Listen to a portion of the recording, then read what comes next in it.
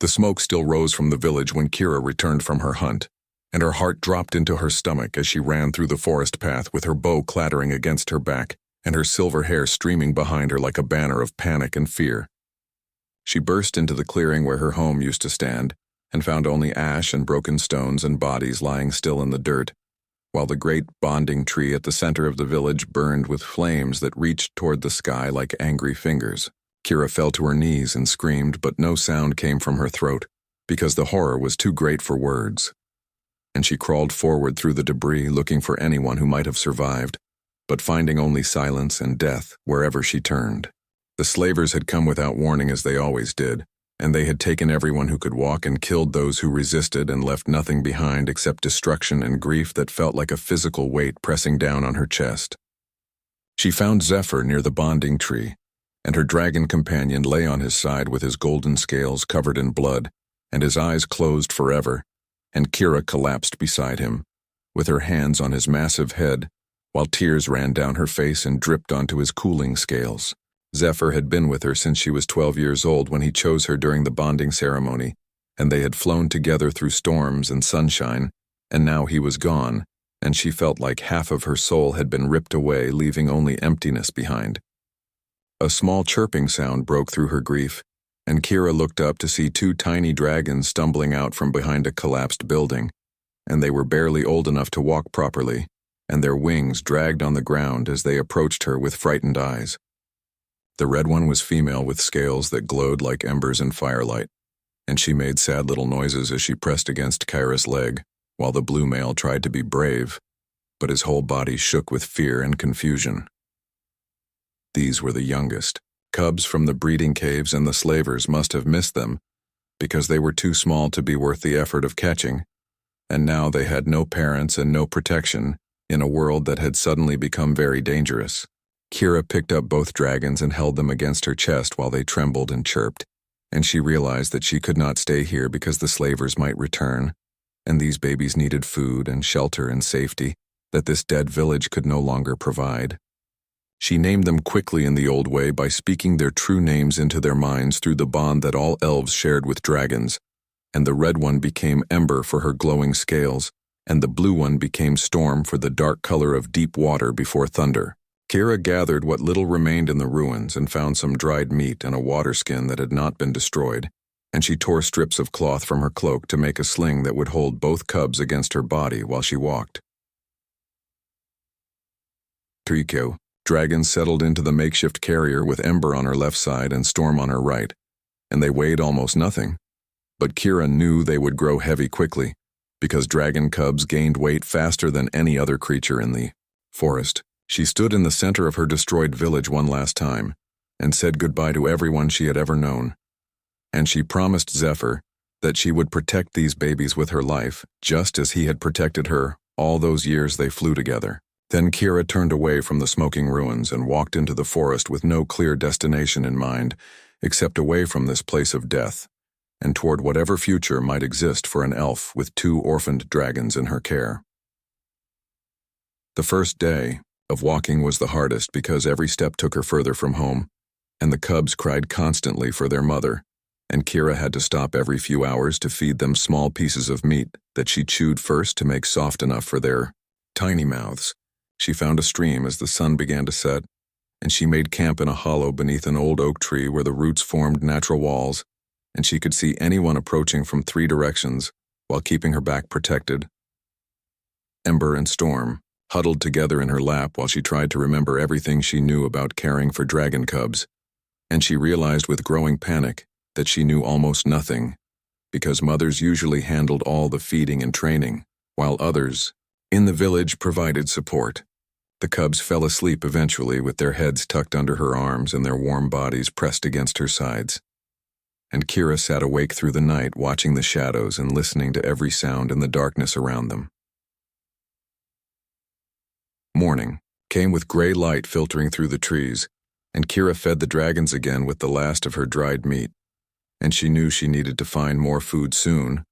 or they would all starve within a few days. She remembered stories from the village elders about a human settlement somewhere to the north, and the elders always warned the young ones to stay away because humans were dangerous and unpredictable, and could not be trusted under any circumstances. But Kira had no other options because she could not hunt properly while carrying 2 dragon cubs, and she could not leave them alone because they were too young to defend themselves, and they needed constant care that she could not provide while surviving in the forest. The decision felt like betrayal to her people,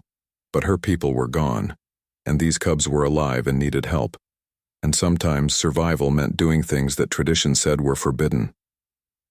Kira adjusted the sling holding Ember and Storm, and she checked her bow and the few arrows she had managed to salvage from the village, and then she turned north toward the human lands with fear and hope mixing together in her heart, like oil and water that refused to blend. She walked for 3 days through forests and across rivers and over hills that seemed to go on forever,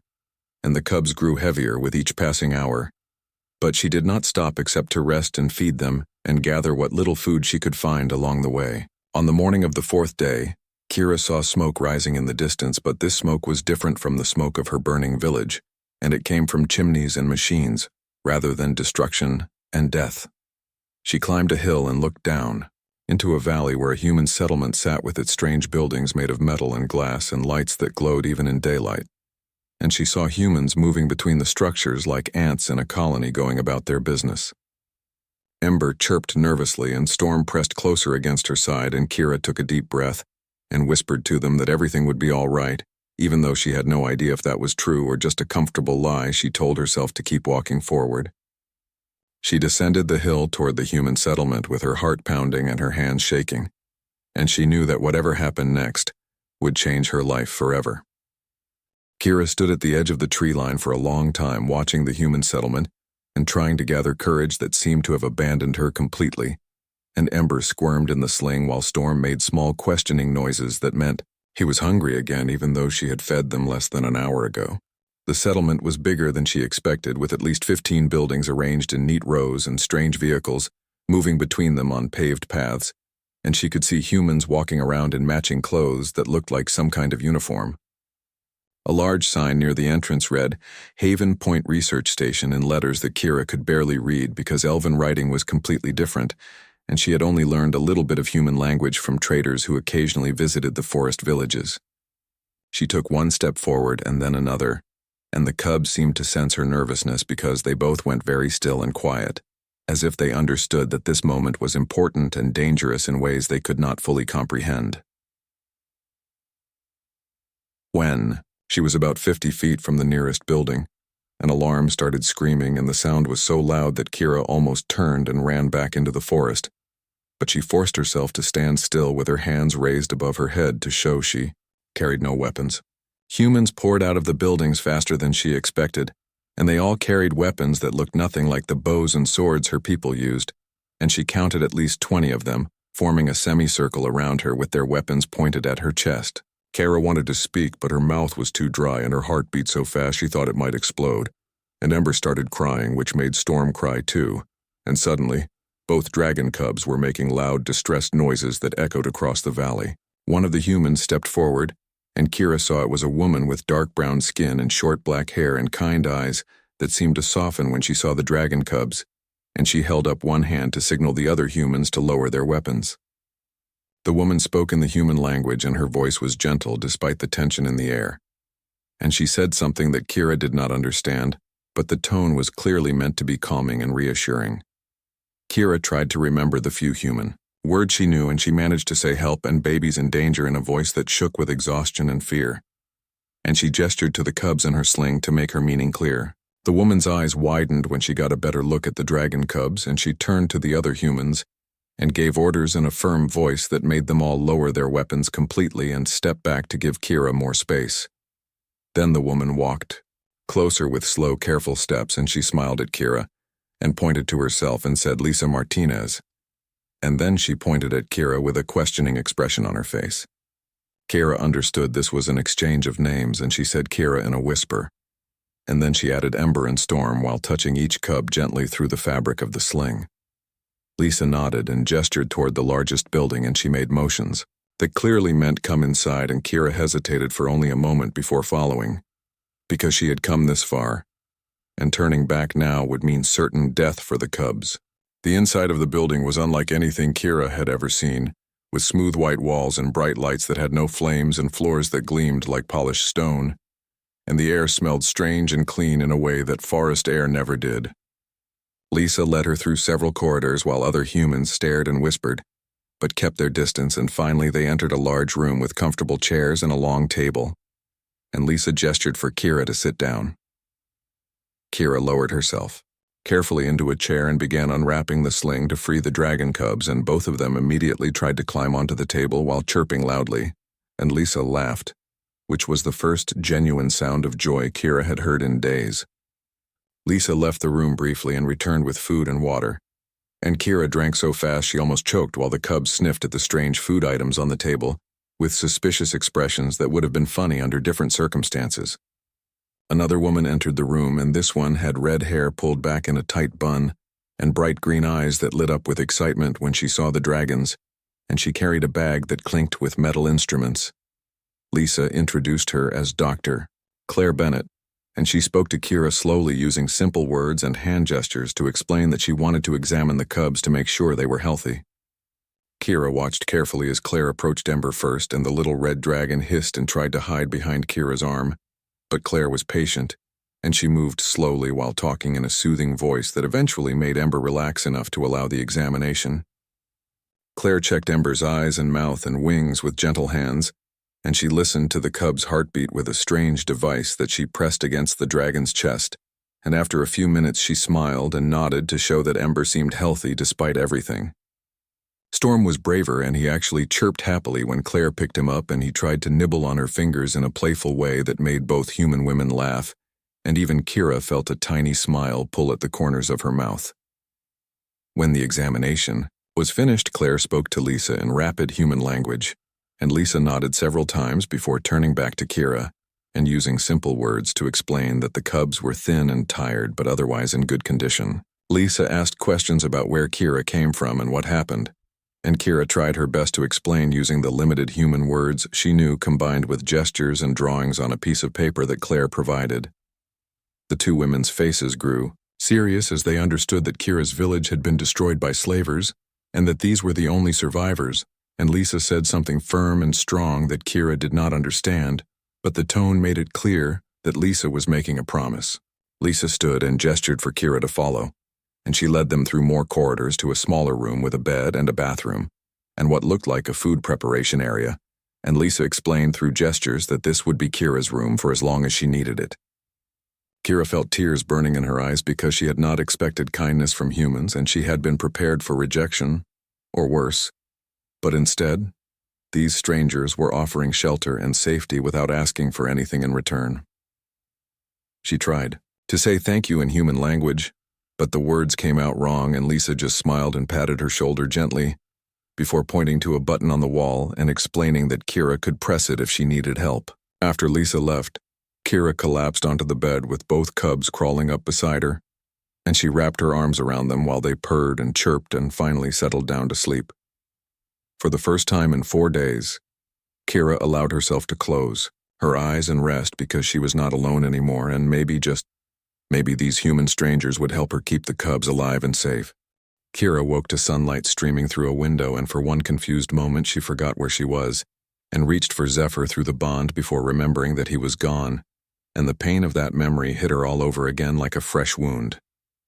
Ember and Storm were still asleep, curled together on the bed beside her, and they looked so peaceful that Kira did not want to disturb them, but her stomach growled loudly enough to wake the dead, and she realized she had not eaten properly in days.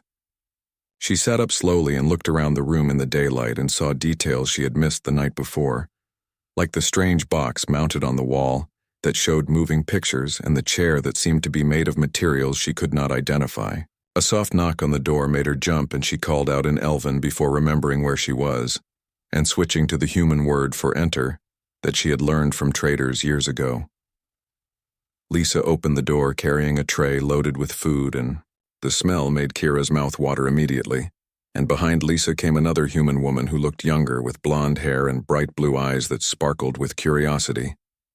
Lisa set the tray on a small table and gestured for Kira to eat while introducing the blonde woman as Katie Wright and explaining through simple words and gestures that Katie would be helping take care of the dragon cubs. Katie smiled warmly at Kyra. And then her eyes went to the sleeping dragons and her whole face lit up with such pure joy that Kira felt some of her worry ease because anyone who looked at baby dragons that way could not be a bad person. Storm woke first and immediately started chirping for food, and Katie laughed and asked Lisa something in rapid human speech before turning back to Kira and using gestures to ask if she could hold the blue dragon. Kira hesitated only briefly before nodding, and Katie approached slowly with her hands out, and Storm sniffed her fingers before climbing into her arms like he had known her his whole life, and Katie looked like she might cry from happiness. Ember woke more slowly and stayed close to Kira while eyeing the humans with suspicion. But when Katie offered her a piece of meat from the tray, the little red dragon could not resist, and she crept forward carefully to take the food. Lisa sat down, across from Kira, and pulled out a small device that showed pictures, and she used it to ask questions about what dragons ate and how often they needed to feed and what kind of environment they needed to stay healthy. Kara did her best to answer, using the few human words she knew combined with drawings and gestures, and she was surprised by how much Lisa and Katie seemed to genuinely care about getting everything right for the cubs. Katie had brought a bag full of supplies, including soft blankets and toys that looked like they were made for human babies, and when she spread them out on the floor, Storm immediately pounced on a squeaky ball and started rolling around with it. Even Ember seemed intrigued by a stuffed animal that Katie offered, and she grabbed it with her tiny claws and dragged it back to Kira's side like she was claiming treasure. Over the next few hours, Katie and Lisa worked with Kira to establish a feeding schedule, and they brought something called a fabricator into the room, which Katie explained could create almost anything they needed, including special bottles for feeding the cubs' milk formula. Claire returned in the afternoon with more medical equipment, and she gave both dragons a full examination while explaining everything she was doing to Kira in simple words that were easy to understand. Claire discovered that Ember had a small infection in one of her wing joints, probably from the stress of the past few days, and she treated it with medicine that she promised would not hurt the little dragon. Storm was perfectly healthy and full of energy, and he kept trying to fly even though his wings were still too small and weak, and he would flap frantically for a few seconds before tumbling back down to the floor. Katie laughed every time Storm crashed, and she would pick him up and praise him for trying, which seemed to encourage the blue dragon to attempt flying again immediately. Lisa left and returned with a human man who she introduced as Danny Chen, and he was carrying equipment to set up what Lisa called a proper habitat for the dragons. Danny was quiet but efficient, and he worked quickly to install heat lamps and perches, and a small pool of water that the cubs could splash in when they got hot. And Kira watched in amazement as the humans transformed her simple room into something that looked almost like the dragon caves back home. That evening, Katie stayed for dinner, and she brought food for everyone, including special portions for the dragons, and she sat on the floor with Storm in her lap, teaching him tricks like sitting and coming when called. Kira found herself relaxing for the first time since the attack, and she even laughed when Ember stole food from Storm's plate, and the blue dragon chased his sister around the room in circles. Katie spoke slowly to Kira, trying to teach her more human words, and Kira repeated them carefully, storing each new word in her memory like precious gems that would help her communicate better.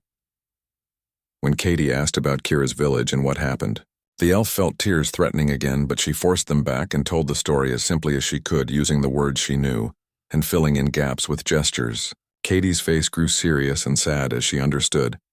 and she reached out and took Kira's hand and squeezed it gently in a gesture of comfort that needed no translation. Lisa returned later with news that she had contacted other human settlements, and they were sending supplies specifically for dragon care, including better food and medicine, and equipment that would help as the cubs grew larger. Kira tried to ask what she could do to repay this kindness, because in elven culture, debts had to be balanced, but Lisa just shook her head and said something that Katie translated simply as, "We help because it is right, not because we expect payment." That night, after the humans left and the cubs were asleep in their new habitat, Kira sat by the window looking out at the stars and thinking about how wrong her people had been about humans. She had been taught that humans were violent and greedy, and cared only for themselves. But in the past day, she had seen more compassion and generosity from these strangers than she had ever expected to find. Storm chirped in his sleep and rolled over with his wings spread out, and Ember curled tighter into her blanket nest. And Kira felt something she had not felt since before the attack. She felt hope. The next morning, Katie arrived early with more supplies and a big smile, and she immediately started playing with Storm, who had been waiting by the door like he knew she would come. Ember was still shy around the humans, but she watched Katie closely, and Kira could see the little red dragon was starting to trust these strange creatures who smelled different and looked different, but showed only kindness. Claire came by to check on Ember's wing infection, and she was pleased to report that the medicine was working and the infection was already clearing up faster than expected. Lisa stopped in briefly to tell Kira that she was arranging human language lessons so they could communicate better. And she also mentioned that other elves had been spotted in the region, and she was trying to make contact in case any of them were from Kira's village. Kira felt her heart leap at that news because she had assumed everyone was either dead or taken, but maybe, just maybe, some had escaped into the forest and survived. 3 weeks passed at Haven Point, and Kira could hardly believe how much had changed in such a short time. And the dragon cubs had grown noticeably larger, with Storm now able to glide short distances, and Ember finally starting to trust the humans enough to let Katie hold her. Kira's human language skills improved rapidly thanks to daily lessons with a teacher named Nicole Park, who was patient and kind, and used pictures and objects to help Kira learn new words faster than she thought possible. The days fell into a comfortable rhythm, with mornings dedicated to feeding and caring for the cubs, while afternoons were spent learning and exploring the settlement with Katie as her guide, and evenings belonged to playtime when Storm would show off his new flying skills and Ember would practice her fire breathing, which so far only produced small puffs of smoke. Katie had become Kira's closest friend at the station, and the young engineer spent almost all her free time with the dragons, and she had even started learning Elven words so they could communicate in both languages. Storm followed Katie everywhere, and he would cry if she left the room and refused to eat until she returned, and Claire joked that the blue dragon had bonded with Katie almost as strongly as he had bonded with Kira. Ember remained more reserved, but she had started sleeping next to Kira's bed instead of in the habitat, and sometimes she would bring her toys to show the humans, which Claire said was a sign of growing trust and comfort. Then one morning Lisa arrived, earlier than usual, with an expression on her face that made Kira's stomach clench with worry, and she had another human with her that Kira had never seen before. Lisa introduced him as Captain Marcus Cole from the Human Defense Fleet, and he looked serious and official in his dark uniform with badges that Kira did not understand, but somehow knew meant he was important.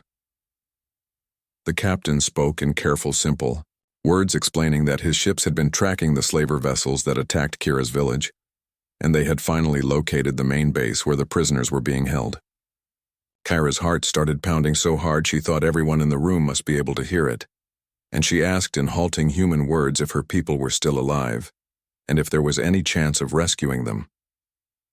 Marcus nodded and said that intelligence reports suggested at least 30 elves from various villages were being held at the base, along with other captured species,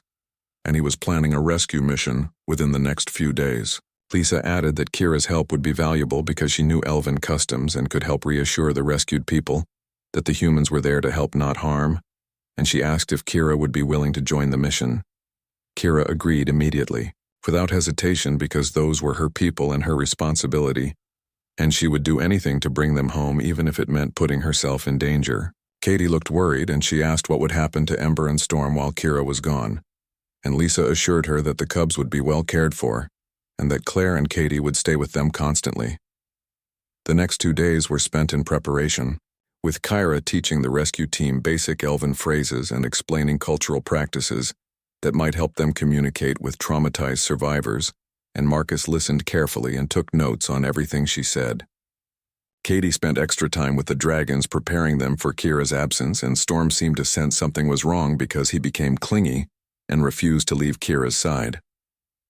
Ember reacted differently by becoming aggressive and snapping at anyone who came too close except for Kira,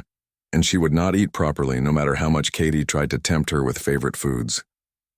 The night before the mission, Kira sat with both cubs and explained in Elven that she had to go away for a short time,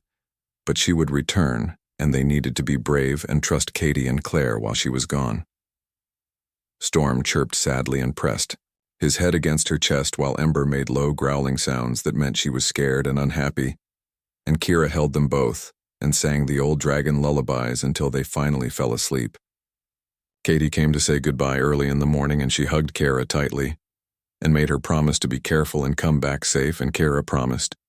even though she knew there were no guarantees in situations like this. The rescue team consisted of 20 humans in armor with weapons that looked far more advanced than anything Kira had seen before, and they traveled in ships that moved faster than any dragon could fly. Marcus explained the plan during the journey, and it was simple but dangerous, with one team creating a distraction, while another team moved in to free the prisoners, and Kira would go with the rescue team to help calm the elves and get them to safety. The slaver base was located on a barren moon with no atmosphere,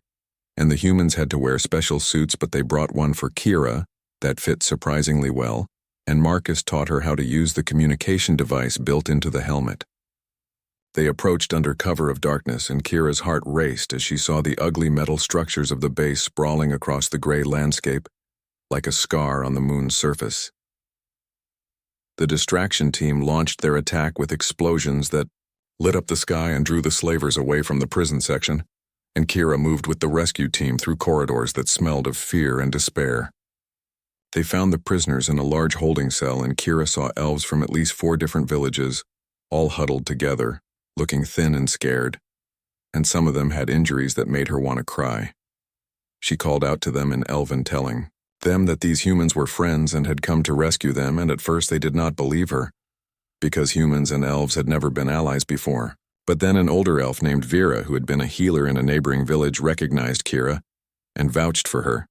and slowly the prisoners began to trust and follow as the rescue team led them back toward the ships. The escape was not clean, and several slavers tried to stop them, but the human soldiers fought with skill and precision that impressed Kira, even as it frightened her, and they protected the prisoners with their own bodies, using themselves as shields when necessary. One soldier named Amy Ross took a blast meant for an elven child, and she went down hard but kept firing from the ground until her teammates could pull her to safety, and Kira would never forget that act of selfless courage. They made it back to the ships with all the prisoners and only minor injuries among the rescue team, and as they flew away from the slaver base, Marcus gave orders to destroy it completely so it could never be used to hurt anyone again. The freed elves were confused and traumatized, and many of them could not understand why humans would risk their lives to save people from another species, but Kira explained as best she could about Haven Point and the kindness she had found there. Vera sat beside Kira during the journey back, and she asked about the village, and Kira had to tell her the truth about the destruction and the deaths, and Vera wept quietly for everything they had lost. But then Kira told her about Ember and Storm, and how the humans had helped care for the orphaned cubs, and Vera's expression changed to something like wonder, mixed with disbelief. When they arrived at Haven Point, the station personnel had prepared spaces for all the rescued elves with food and medical care and clean clothes and beds, and the former prisoners stared in amazement at this show of organized compassion. Kira ran to her room where Katie was waiting with both dragons, and Storm launched himself at her, chirping frantically, while Ember made angry sounds that clearly meant, "Where were you?" "I was worried,"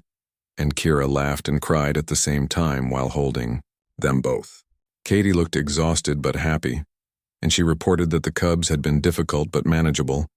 and that Ember had finally eaten this morning after refusing food for 2 days. Lisa came by later with Vera and several other rescued elves, and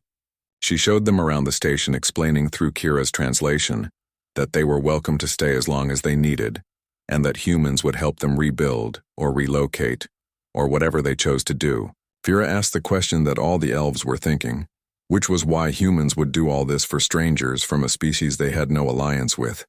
and Lisa's answer was simple but powerful. She said that helping others who are in need is not about politics or alliances or expecting something in return, but about recognizing that all thinking beings deserve safety and dignity and respect.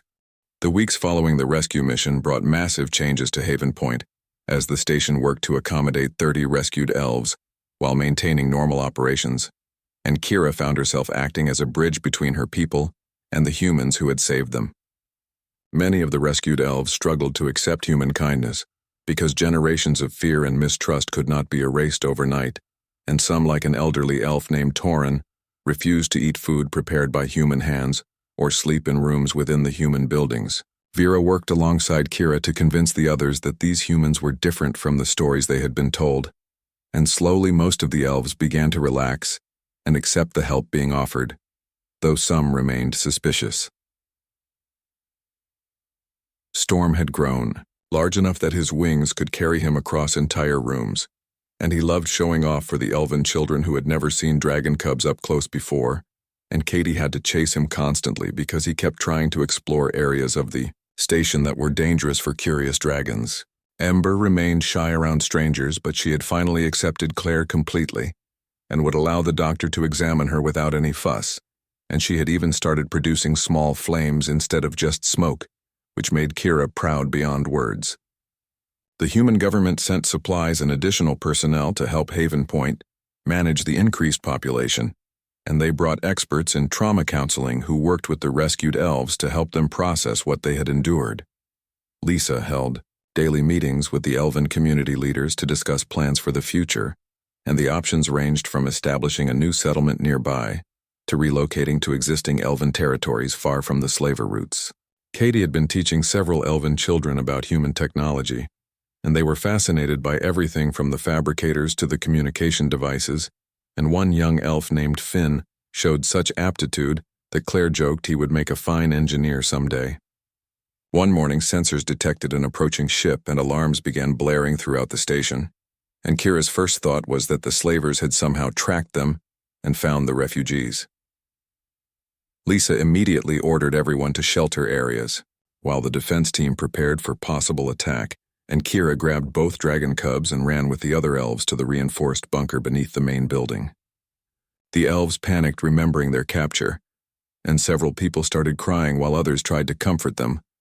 and Kira held Ember and Storm close while whispering reassurances she did not fully believe herself.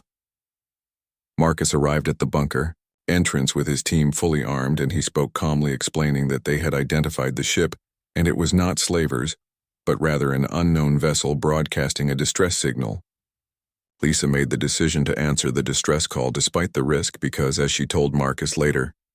they could not become the kind of people who ignored those in need just because helping might be dangerous.